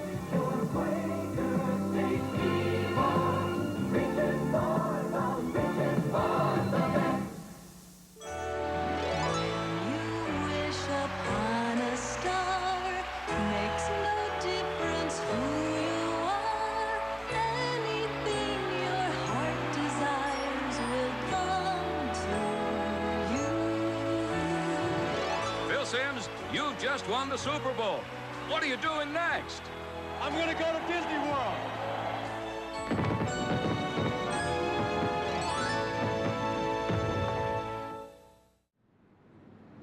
And folks, we are back here at Charlotte. And obviously, if you get a chance, you want to stick around and see some more Goat Locker tomorrow night. Lincoln Tech IndyCar Series will be rocking and rolling at Road America tomorrow night, 8 p.m. Eastern Time, live and only on V-Speed. And for that, Lincoln Tech, for this sponsorship, Lincoln's mission is to provide superior education and training to our students for in-demand careers in a supportive, accessible learning environment, transforming students' lives and adding value to their communities. They are one of the largest automotive technology schools in the nation with 23 campuses, and they are the title sponsor of the Lincoln Tech IndyCar Series, live here on V-Speed with Goat Lockers. So make sure you check that out tomorrow night. Road America will be absolutely a blast. Daniel Cunningham, and Lucas Lyons will be on production for that one tomorrow night. We're back underway here in Charlotte. Green flag in the air. Brandon Evans, Jake Ham, all the beef that they've had. They battle on the front row. Ken Huber right in behind them. Noah Holgard on those old shoes getting bypassed. Timothy Williams gets around him. Chuck Pegleg Felts, how about him, Logan? He's up here trying to crack the top 5. We love to see that for the 75, but man, oh man, I tell you what, this battle up here at the lead is insane. Jake Ham was all over the back bumper. Brandon Evans there through 1 and 2. He's going to get right back to that back bumper coming across the tri-oval. Let's see what he has for Evans down into turn 1. He's going to elect for that high side again. Evans just holding it up there high enough to keep that 85 behind. I'm trying to find one way. Huber actually tried to latch on and try to get up there and make something happen. Timothy Williams is latched on to him, trying to get a little draft going and maybe make it a 4-horse race instead of a 2-horse race. Behind him, Brown, and down on the bottom side of Hogar. Down on the bottom, Devin Smith trying to make it 3 wide, almost makes contact with Browning. He is able to save it. Chuck Pegleg Felts has to get out of the gas, almost gets turned by Jamie Lemke. Big stack up on the inside lane, and now Devin Smith down on the inside of Charles Stevens. They are slugging it out. That battle for the lead is on, but the battle for fifth is way, way more chaotic. Top 4 all single filed out, but it's still 2 by 2 through the rest of the field. Almost 3 wide. We are going to be 3 wide out of turn number 4. Loose in the middle, contact. The 71's going around. Chuck Felts around. Sturgeon again. And we finally got one over. It's Sturgeon. Wow. Boy, poor old Logan. I would not buy a lottery ticket here tonight if I was Logan Sturgeon. That is unfortunate for the 26. Watch it again. The contact right here in front of him. Daniel Parks takes it 3 wide. Charles Stevens, you see him snap a little loose, tries to straighten it out, gets into Parks. Logan Sturgeon having no front bumper, tried to get away. 43, Brock Price gets into him. And then at that point, bam, straight up into the air goes Logan Sturgeon, end over end, but still ended up on his wheels, but had the meatball flag. And he is pretty much in bad shape for that. And everybody just kind of piles in at that point. Everybody tried to get it straightened out and just try to miss the chaos, Logan. That they did. Some of them got lucky, others did not. And looks like Logan Sturgeon is going to have to go make a visit to the infield care center. He is behind the wall now. He did not want to make another lap after going for a roller coaster ride like that. Yeah, and I believe he has actually called it an evening. He was in there quite some time, was taking a couple shots, had a couple runs up at the front, trying to make it stick and try to get the win here tonight, but unfortunately will not work out for the 26. Looking like we're seeing some guys possibly go down pit road, top 5, top 6. Let's make it the whole field, except for one. Peter Smetana will stay out on the racetrack and assume the lead. The rest of them going down, getting 4 freshies. Well, Smetana still on that alternate strategy. David Calvert's going to follow this time, so we're going to have 2 on the front row on older tires. This kind of changes things a little bit. Every other time it's been just 1. So to see 2 up here, they're going to have to be a lot more cautious behind on this restart. Smetana, we would interview Peter Smetana, but can't find him in any of the channels. I was going to holler at him and see what was going on. I tell you what, let's see if we can bring up one driver. I was going to interview him, but he got caught up in that wreck. But I do want to give a holler to him, and we was talking about him a second ago, and that is Chuck Pegleg Phelps. Get him a little bit of airtime. Chuck, sir, how are you? It's been a hot minute since I've hollered at you, sir. How you been? First and foremost, how are you, brother? I am doing fantastic, buddy. Well, I will say this. At one point, you was looking like you was going to be fantastic. Looked like you may have had a shot to go for the top 5, and then all hell broke loose in front of you. Yeah, I've been lucky all night. Oops, sorry. Yeah, I've been lucky all night, and got through some wrecks. That was actually the first fast repair I had to use, and I don't know, my luck ran out. I mean, I was just minding my P's and Q's and everything until that one, and yeah, I couldn't get through that one. It's been crazy. So, yeah, I don't know. We'll see what happens here. Logan, you got anything for Chuck? Chuck, best of luck, buddy. Hopefully we'll see you up here at the top step of the podium when it's all said and done. Maybe this luck will change here in the last quarter of this race. One of these days, fellas, it'd be nice to do an interview with you, but I want to thank you guys for what you guys do. You guys put on an awesome broadcast. Respect to you both. We got a lot of respect for you, Chuck Pegleg Phelps, for what you have done here for our country and what you've done for Goat Locker, buddy. Congratulations on that. And like I said, hey, you were wanting to get up here and get an interview.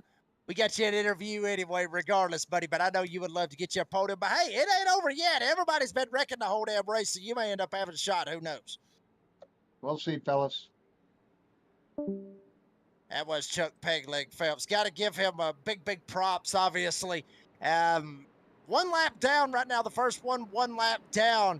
But like I said, Logan, once again, I mean, literally, this race is flipped over on its lid. At this point, you pick a driver at this point on who's going to win, odds are you're probably going to be wrong. Yeah, you've got, at this point, 20 drivers still out here that made the starting grid. Logan Sturgeon, Ryan Pendleton, both have brought it behind the wall. Daniel Kirkeel, obviously running our race control tonight. But green flag about to drop. Peter Smetana on the inside, David Calvert on the outside. Don't forget about those old tires. They're going to keep it in a dead heat across that start-finish line, but it looks like the top line is going to prevail momentarily. Calvert on the outside. Look at the send from Jake Ham through the middle. Jake Ham basically muscles his way up under David Calvert, shoots him up the track. Ham tries to go around the outside of Peter Smetana. Smetana on the bottom, Ham up top. Smetana's not going to give it up like Calvert did. Smetana wants to race Jake Ham, but Ham gets the run. Smetana tries to come up, pull some side draft, pull him back. Evans up here trying to go after Kid Huber. Ham leads that lap. He gets clear for the lead. Smetana in a second. Evans around Huber. He'll go to third, and he's going to try to look at Smetana and Jake Ham and try to get back to the front. This is going to be the challenge here for Brandon Evans. Getting around Peter Smetana is not easy. Smetana's going to go to the high line, though, giving Evans that bottom line where he's like to put that 39 car all night long, and that's going to pay off. Right back up into second, and the challenge is on once more for that 85 machine. Light it up out there in the live chat as we are just under 20 laps to go. Who's going to win it? Here tonight at Charlotte, Jake Ham, Brandon Evans. Will Peter Smetana on that crazy strategy all night? Will he pull it off and get the win? Kid Huber back there trying to get around Smetana as well. Timothy Wells, David Calvert, Noah Hogard, any of these guys up here racing. Light it up on the live chat. Who you think's Ham gonna got win? loose. Ham gets loose. Wow. There it is again. It's the fireworks. Jake Ham, Brandon Evans tied up once more. I don't know how much more heated this one can get. Wow, Jake Ham looked like he went to the top side. Evans give him the love tap, got him in the back end, and then Ham just tries to straighten it out, comes up, cleans out Ham. Smetana gets in it. Huber able to dive right by it, and a bunch of innocent bystanders shooting right by it once again as well. I gotta call it. I got a feeling everybody in the live chat will call it. Logan, I gotta call it right here, baby.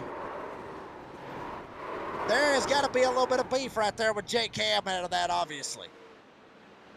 You know, the one car I didn't see involved? Logan Sturgeon. Well, but with good reason. Oh, Man, my you goodness. couldn't write a finish like this, Jake. We've got Ken Huber back up here at the front. Jesse Whittington, who we have not talked about at all this race, really. That 94 is going to be starting on the outside. Noah Hogard, he's still out here. He has brought it down 4 tires about 6 laps ago. So Hogard, he's in the clear here with the rest of the drivers up in the top 8, all on the same strategy. Charles Stevens will start in 4th. Mike Browning in that 4 machine will take up the 5th spot. Brandon Wallace up here in 6th. I am shocked. I am lost at this point. I mean, so much aggressiveness, so much beef, so much chaos has popped off here tonight. Brandon Evans is back out on the racetrack, lost the whole right front on his car, but he's back out there on the racetrack. Jake Ham's going to get back out there. They may end up lining up once again with one another. At this point, I mean, I'm telling you, we may end up having to get 2 cameras going on. One of them on Jake Ham and the 39 when they get close in a battle for the lead. That's just how crazy it is getting at this point, Logan. Yeah, I'm kind of with you. I'm at a loss for words with how this one has gone. You know, we're going to come to green with about 15 laps to go. So far, we've had 11 cautions on the night. It's been a long one, a lot of pacing going on, but there's been so many good battles between that. That it has, and if you want to make it even more ironic out of everything, this is the same track, obviously, where everybody knows that they run the Coca-Cola 600 at the longest race. Honestly, it's the longest race on the NASCAR Cup Series schedule, so why not make it one of the longest races, probably with Goat Locker here this season. So far, it's been the longest race I've seen here with Goat Locker. Obviously, the scheduled distance is 100 laps, as you see up there, 15 to go, like you said, Logan. And ironically enough, if you check it out and you slip back there, as we do see Ken Huber, Jesse Whittington, Noah Hogard, Charles Stevens, and Mike Browning, that will be the top 5 on this restart. But if you go back there where Jake Ham is, Brandon Evans is starting right behind him. You cannot make this up.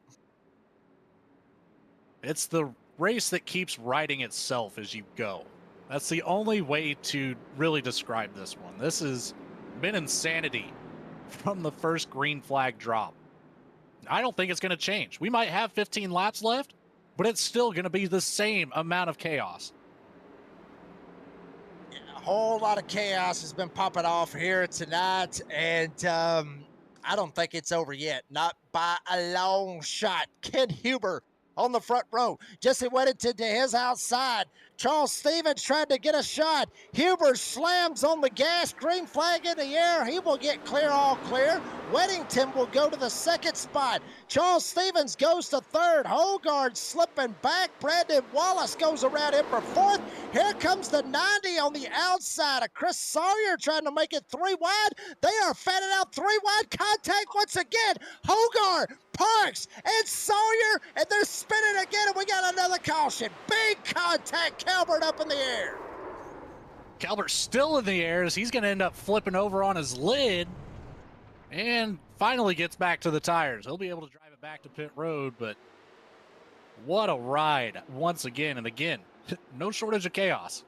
It all starts right up here. The 71 stuck in the middle. Noah Hogard on the bottom. We've got the 88 up there on the top.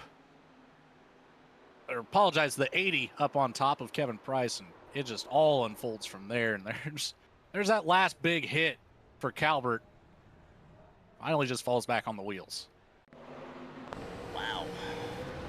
All kinds of chaos popping off here tonight at Charlotte, riding on with David Calvert. I will say this, if you have young children present watching, I would obviously ask them to step away from the room because this is going to be some very violent hits. Watch this, bam, straight up in the air, all up on the top of Noah Hogard, and the barrel rolls through turn 3 and finally comes to rest on his wheels.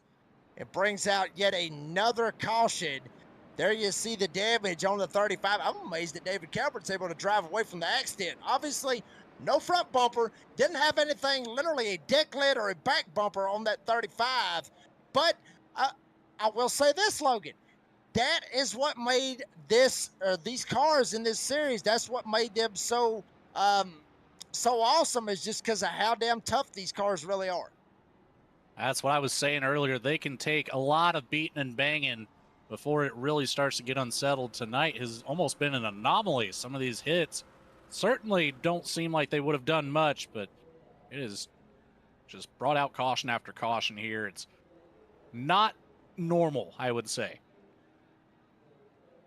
It is absolutely not normal. Usually we're used to seeing a lot of green flag racing, but I think maybe there's a little bit of extra something in the water up here in Charlotte, North Carolina. Well, folks, we're getting down to the nitty-gritty, getting close to the 10 lap to go mark. So we'll step aside real quick, give us a second to rest our breaths, and get ready for the finish here tonight at Charlotte. Don't go anywhere.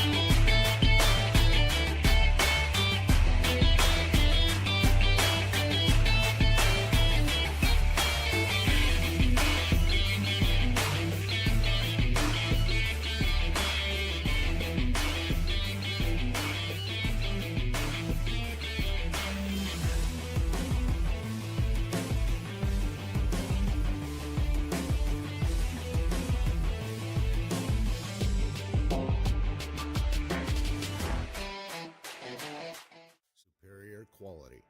And folks, there you saw Cruisin Classics. We already talked about them, a great sponsor here with Goat Locker. Do want to mention another great sponsor here with Goat Locker, and it is Save 22.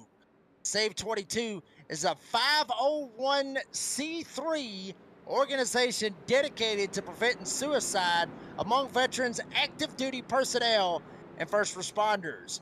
Our unwavering mission extends to 4 critical pillars, 4 of them, folks, just like 4 turns here in Charlotte: shield, assist, volunteer, educate, save.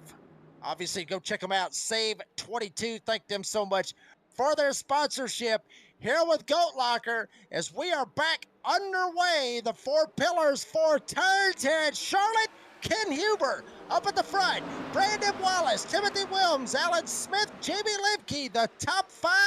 Jake Ham has entered the conversation. He'll take it 3 wide between Lemke and Smith. Ham wants to try to go to the front. Lemke almost turned him. Huber leads. Had a little bit of an issue at the back of the pack there. Looked like the 4 Mike Browning couldn't quite get it up into 3rd gear, but he's back up and rolling now, trying to catch up with the rest of the field. As it's going to be all about this 85 machine right now. Looking to the outside Brandon Wallace on the inside, trying to catch up to the 86 of Timothy Williams and the 40 of Ken Huber. There's a big send on the bottom there from the 16 of Jamie Libke, almost in the back bumper of that 99 machine. 3 wide behind, and they're getting squirrely. Kept it straight. He kept it straight. They got squirrely back there, but everybody straightened it out. You see Brock Price trying to work his way back up through the field in the 43. He's had issues after issues here tonight, but battle for the lead is on. Timothy Williams, 86 to the top side. Huber down the bottom. Here comes Jake Ham trying to find a way. He got around Wallace. Wallace jumps down on the bottom side, trying to make it stick. Ham gets a run. Huber tries to jump up, put the block, not in time. Jake Ham goes to second, clear, all clear. Huber on the bottom. Williams is trying to get away from the 85 of Jake Ham. Now Williams needs to take a page out of Brandon Evans' book and hold that top line as best as he can. That is the ultimate opportunity for Jake Ham to get around.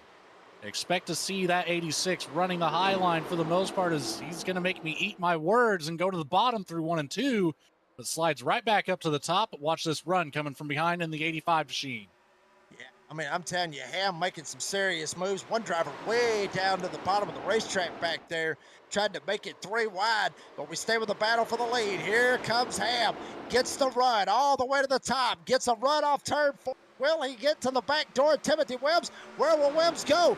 Williams tried to put the block. Ham thought about going top. Thought about it. He thinks different. To the bottom side. Jake Ham tried to go for the lead. Timothy Williams up top, door to door. Coming this time with 6 laps to go, and the battle for the lead is on. Again, this is where that top line comes into play. It's all about the speed coming down the back stretch. Is Williams going to be able to send it into turn 3 just a little bit deeper than Jake Ham, but Jake Ham will get some more speed through the middle of the corner there. And man, it looks like the 85 might get clear before turn 1. He moves up to the top of the track. He does get clear, but here comes Peter Smetana from behind, also running the top line. Ken Huber looking to the bottom. Peter Smetana, where in the hell did he come from? The strategy that the number 70, 25, 26 showing on screen, the strategy that he has had, he has been off sequence from what everybody has been running all night long. It may pay off for Peter Smetana. Down on the bottom side, he got around Huber. He's trying to go around Williams, run down Jake Ham, almost door banging, going into turn 1. Smetana to the bottom, Ham up top. Smetana's going for the lead off turn 2. Smetana's been up here in a podium position every race so far this season. He's looking to shape it up with another one here. He's got a couple cars to defend from and one more to get around for that first win. Very good possibility he could pull it off. One driver way down there on the bottom of the racetrack trying to get it straightened down and try to make it happen. Looked like that might have been Charles Stevens as he got bypassed by a lot of them, but the battle for the lead is still on. Smetana down to the bottom. Jake Ham up top. Huber trying to get last-minute charge. And Jesse Whittington in the 94. Like you said, Logan, we haven't talked about him all night long. Here he is for 4th. But here comes Ken Huber. He dives down to the inside. Smetana, Ham, Huber, Charlotte, Goatlocker. All this going on with 3 to go. We've got a 3-car race for the lead, but we've got 3 more waiting in the deep waters here, waiting for somebody to make a mistake. Here comes one that might happen. Smetana collects it back up. He's right back behind Jake Ham, and the battle's on for 3rd as Whittington gets around the outside of Ken Huber. Whittington trying to work this top side. Ham trying to hold off Smetana. Huber still on the bottom side. Right behind them, Timothy Williams trying to claw back into this fight. Jamie Lemke up here as well. Alan Smith way back here in the 7th spot. But the battle is on. Ham trying to put the block on Smetana. Smetana goes down to the inside. Gets a little bit of a run. Maybe trying to pull the side draft. Pull it back. Coming this time with a white flag. Mike Browning's been sent around towards the back, but it looks like we're going to stay green flag as Smetana gets the pass completed. Can he hold on to it as the white flag's going to be out? 1 more to go. baby. White flag Bill lap here at Charlotte. Smetana had the lead, but just for a hot second. He gets up on top. Ham tries to come up, puts the block, and here comes the crossover. Smetana down to the inside. Will get the run. Will he be able to get to the door? Smetana down to the inside. Drag race going into turn 3. Smetana and Ham. Huber laying in the weeds, maybe thinking something to pop off. Smetana jams on the brakes. Ham comes down to the inside. Smetana gets in the fence. Jake Ham wins at Charlotte. Ken Huber slides by. He'll go to second, and Peter Smetana will finish third. Smetana took a shot, sent it, wasn't able to make it stick, and Jake Ham was able to drive right by him and get the win here tonight in Charlotte. That was just about the best move of the race coming out of that 25/70 of Peter Smetana. That was incredible to watch.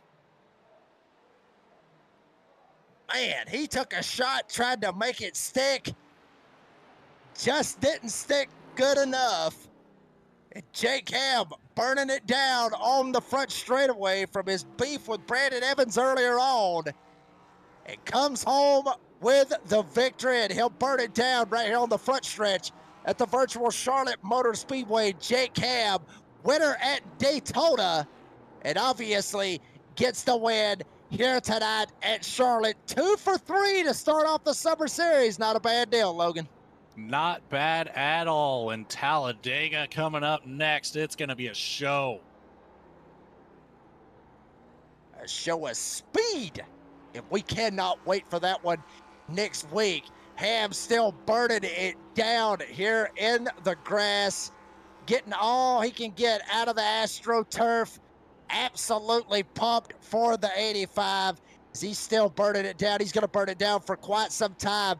Making his mark here on the Summer Series for the Cruisin Classics Retro 87 Series here with Goat Locker. Well, while Jake Ham is still out there celebrating, we're going to take a quick commercial break and get ready for some race results, talk to your podium finishers, and to wrap it up here tonight in Charlotte. Don't go anywhere. We'll be right back.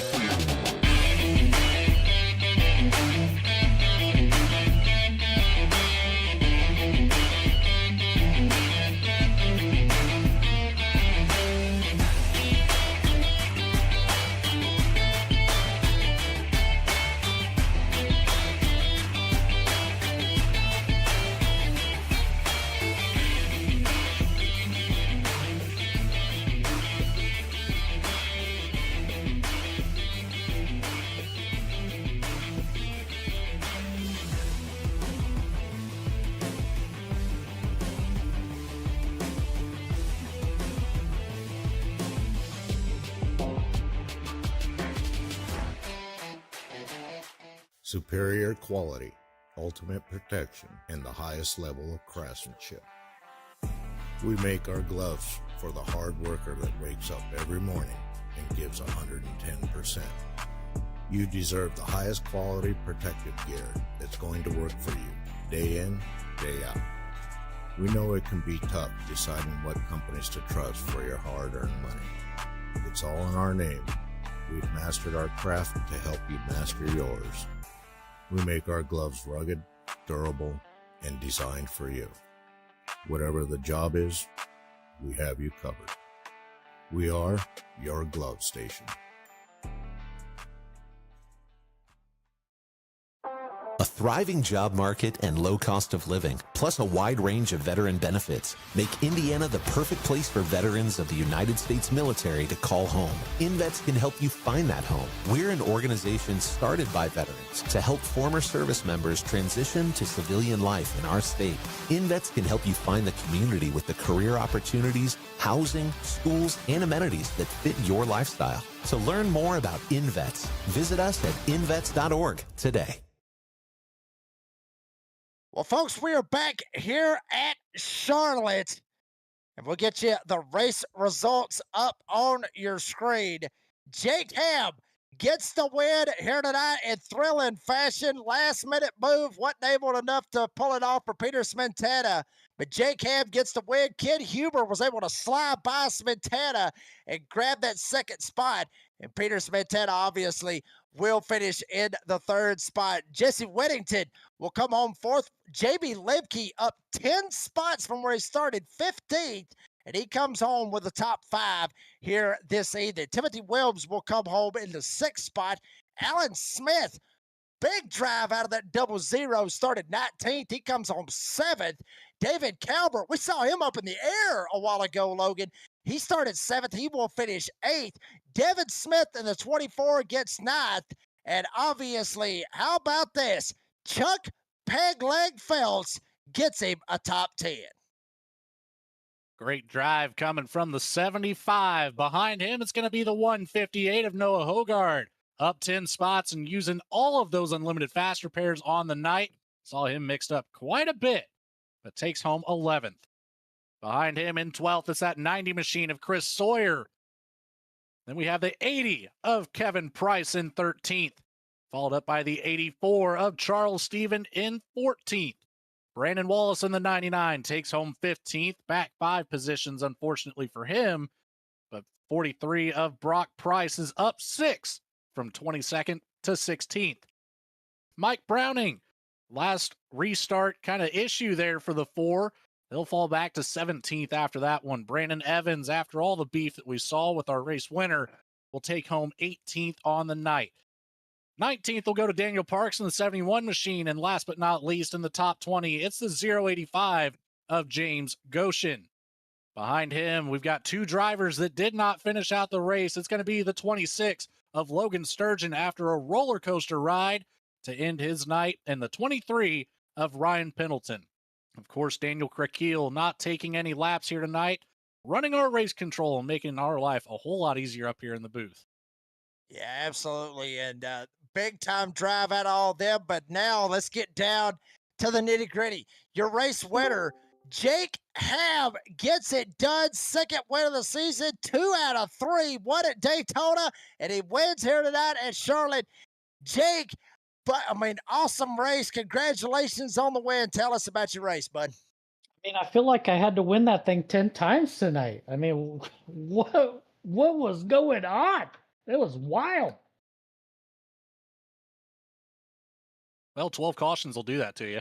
Yeah, I tell you what, it apparently Premier Setups doesn't like me. That's pretty obvious, a lot of bumping and running there, and it's kind of interesting. I'm gonna go back and watch, see what happened there, but a lot of at faults there, I feel like, and a lot of stuff being thrown out there, during the race and comms. So we'll see how all this plays out. But at the end of it, I had a blast. It was actually a lot of fun to be able to get, unlimited tires there. You could start from the back or race to the front, which I did multiple times.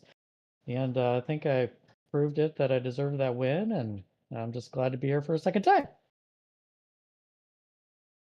Well, with that, Jake, we've got Talladega coming up next week, and we've already seen you take home a win at the first super speedway on the schedule, obviously getting number 2 here tonight. What are we looking at for number 3? How high is the potential where if we take it down to Talladega next week? What we do is we take the game of Yahtzee and we put the dice in a cup and we're just roll it out there. And that's the chance that you have to win at Talladega. So we'll see what happens. It's going to be a lot of carnage.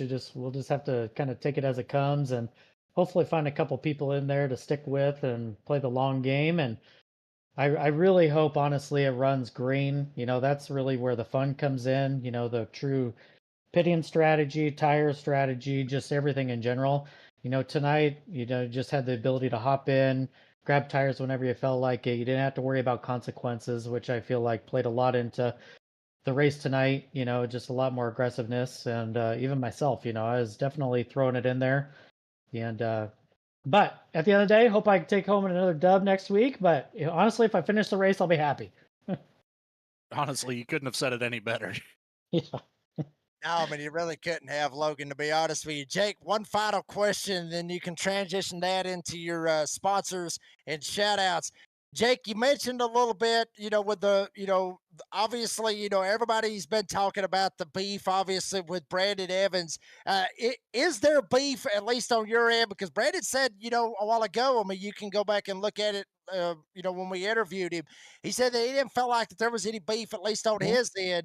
Do you feel like that there is beef between both of y'all? No, I do not.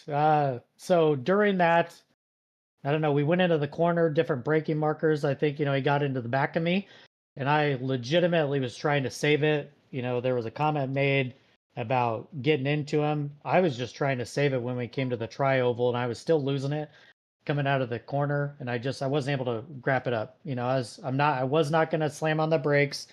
We were just too much in the race. I wasn't going to just slam on it, and then lose all those positions. So I tried to save it. Fortunately, I didn't. Got back into him, and it's kind of like the situation when got into it with Peter. I hope that's how you pronounce it. With Peter, he got up into the wall. I tried to slow up, go down in, and around him, and then to me, it felt like he drove down into me. Most likely, the car probably popped off there and then ran into me. But I will say there at the end with Peter, I mean, he was definitely trying to run me into that corner, to send me in. I know that, and that's probably the name of their game, to try to get around me and just get me loose there. I mean, it is what it is. But between it's Brandon, right? Yeah, Brandon and I, definitely no beef there. It's just unfortunate that we got wrapped up in it. And I just now saw where he finished. I don't know how the heck that happened, with the fast repairs. I feel really bad about that because it was a lot of fun racing him up there. So zero beef there. We'll see how it goes with Peter.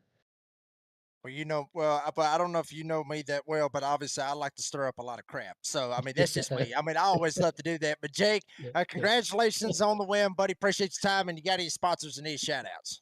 Yeah, first and foremost, so I always want to thank Mike Browning. Honestly, he's the one that does incredible with the paint schemes that we run here. And Evil Knievel, to the front. That's what it felt like tonight. And then Lincoln Tech, Save 22, the Indiana Department of Veterans Affairs. You guys for hosting it. I thoroughly enjoy going back and watching these things. You guys don't have to do it. We're very much appreciative to go back and watch it. And then the filters and stuff you're putting on it. I love the retro vibe, what you guys got going on and everything you put together. So V-Speed and just everybody, the entire league, everybody coming out. It gets frustrating, but at the end of the day, it is a lot of fun when you go back and watch. Well, Jake Ham got 2 out of 3. He's going to try to go for 3 out of 4 when we go to Dega next week. Jake, buddy, appreciate your time. Congratulations on the win. We'll see you in Alabama next Tuesday night. Woo! That was Jake Ham. Got the win here tonight. Now we'll go with our second place finisher, and that is Mr. Ken Huber. Comes home second. Ironically enough, I didn't even know this, Logan, but Jake Ham started on the pole and he won. Ken Huber started on the outside of the front row and he finished second. Believe it or not. Matter of fact, 1, 2, 3, 4. They all started exactly where they finished. I didn't even know that until I actually just looked at it on my end. It's kind of ironic. Sorry, kid. I saw it and I was just like, damn. Actually, I mean, that actually made. I was like, wow. Considering how the race went tonight, that's actually pretty amazing because I know pretty much everybody. I was able to hold my position pretty much all night long, but those guys went to the back, to the front, to the back, to the front, and I was just moseying on. But so it is pretty amazing to have the same top 4. Well, I mean, Ken, I was going to ask you. I mean, I asked, I think it was Chuck. I think I asked Chuck. It was one of the drivers earlier, or actually, it was Brandon Wallace. Excuse me. I asked him, do you feel like it's more about a survival here tonight rather than trying to be the fastest car? Do you feel like it was more about surviving here this evening? Well, tonight, yeah. So we started off practice, with the earlier server on colder temperatures. The cars were really hooked up, and then of course the weather changed. And then we were talking 127-degree tack temperatures. So, you really had to be patient after that. I think everybody got used to those cooler temps during practice. And when the track got hot, there's a lot of people that just weren't slowing down for it. And yeah, it was a handful all night. It definitely wasn't the same during practice. So yeah, I think that's what factored into it. I think we would have had a pretty clean race if we'd had a little bit cooler weather. But you know what? That makes these cars fun. Now, Ken, we saw you up at the front of the field for about 20 laps, I think is what you led through the night. Tell us about the difference between the dirty air here versus the clean air that you saw for those 20 laps. I don't know if you noticed, I was running a different line than most of the guys. So I was pretty much always in clean air anyway. So I didn't really notice a big difference. My goal was just to save tires, but that was kicking me in the butt because we were having so many cautions. I'd let a couple of guys pass me, and next thing I know, caution comes out, and it's like, wow, I'm having to drag back up and pick up those spots again. So it was back and forth, back and forth. So yeah, I didn't really notice dirty air or anything like that, but it was definitely more of a handful, especially on that right rear. That right rear got hot after about 20 laps, and you had to be careful getting on the throttle. That was about it. Well, Ken Huber comes home with second here this evening. Ken, one final question, then you can transition that to your sponsors and shout outs. It was all about survival, I guess you can say, for a lot of guys here this evening. We're going to Talladega next week. I mean, literally, you look it up in the dictionary. Talladega is two words that go with it. It's speed and survival. What's the mindset going into Talladega next week? Just trying to survive at over 220 mile an hour. Yeah, that's a track where that is a survival race. So, all I try to do is just have a good finish. I don't try to go out there and win it usually. I just want to have a good finish and just keep the nose clean. That's kind of my overall goal, but sometimes things reach out and find you at those tracks. So luckily I got a fourth place at Daytona. So I was pretty happy with that and avoided all the carnage there. So hopefully I can do the same thing at Talladega, just avoid the carnage and have a good finish there. That's what I got my fingers crossed for it. Anyway, I want to thank you guys in the booth. I'm sure that was an awesome broadcast. Thank Goat Locker Racing. I also want to thank Jam Printing and Promotion and Alexander PCs. You guys do a great job. Looking forward to watching this broadcast later on tonight. Ken Huber comes home with second here tonight, buddy. Congratulations on the second place finish. Appreciate your time. We'll see you in Dega next week. See you guys. That was Ken Huber. And we tried to get a hold of Peter Smetana. Still haven't been able to find him. We've looked at all the chats. Can't find him. So pretty much it's going to be a 1-2 deal, I guess, Logan, to wrap it up here tonight at Charlotte. But when we go to the next race, I'm telling you, I absolutely love this place, near and dear to my heart. Talladega Super Speedway. Buddy, I cannot wait. I love this place. I've been going there ever since I was a little kid. So many great memories at that racetrack, and I'm sure you're absolutely pumped up to go there as well. There is nothing better than just hot, nasty speed. And where are you going to find that? At none other than Talladega or Daytona. So to kick off the season with Daytona, we got a little bit of a glimpse of it, but I think Talladega, there's going to be fireworks all throughout the field. It doesn't matter who you are, who you had beef with tonight, who you had beef with at Daytona. It's going to change next Tuesday night. There you see the start-finish line right there for Talladega. Obviously, it looks like it is 3 lanes, but we've seen them go 4, 5, possibly even 6 wide just to try to miss all the chaos on the front stretch in the quarters with 33 degrees of bacon. And obviously, it is Party Capital USA on race weekend. If you haven't got a chance to go to one of those races in person, I suggest you get you a tent, get you a cooler, get you some friends, and enjoy a great time right there in Central Alabama here at Talladega. It will be an absolute blast to call that one next Tuesday night. Logan, buddy, always great calling races with you. Me and you were gelling a lot more and more over the past 3 weeks. Your take on a wild, wild race here tonight at Charlotte, sir. Well, you're a man of fun facts, Jake, and I'm going to provide you with one. We had 34 laps led by our race leader, 20 laps led by our second place finisher, but both of them tonight were beat out by our pace car driver with 36 pacing laps on the night. Hopefully that will change next week. We don't want to see, we just mentioned we like the speed that Talladega brings to the racing surface. We do not want to see a 65 mile an hour race.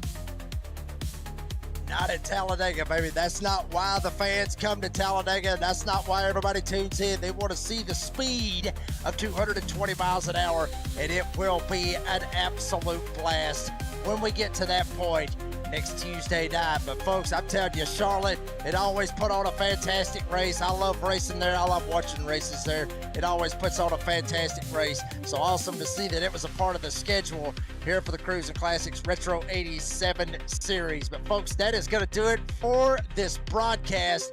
Obviously, want to thank all of our great sponsors. Obviously, Lincoln Tech, Save 22, Jam Printing and Promotions, Hip Whip Brewery, Invents, Nasty's Restaurant and Bar, and obviously thanking all of our other great sponsors, obviously with Above the Yellow Line Podcast, iRacing, and all of our other great sponsors here with Goat Locker, mainly Cruisin' Classics for the title sponsor of the Cruisin' Classics Retro 87 series. Shout out to the fans for always coming out in big numbers, and the drivers for always putting on one hell of a show. And obviously, got to thank Bradley Cooper and Eddie Smith, all of them over at V-Speed, for allowing us to be ourselves and enjoy a great time. And also, Patrick Travick and Jamie Barkus over at Goat Locker for allowing us to be ourselves and always entertain you, the fans.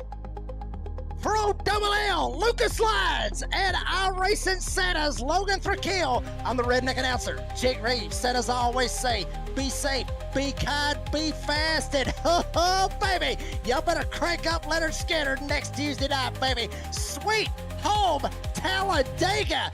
Do not want to miss it. 2.66 miles, 33 degrees in the corners, 4, 5, 6, maybe even 7 wide. Who the hell knows who is going to keep it on the ground and not up in the grandstands and over the catch fence? You want to find out. Cruisin' Classics Retro 87 series here with Goat Locker live on V-Speed next Tuesday night, 8 p.m. Eastern Time. Bring the cold ones and we'll be ready to rock and roll.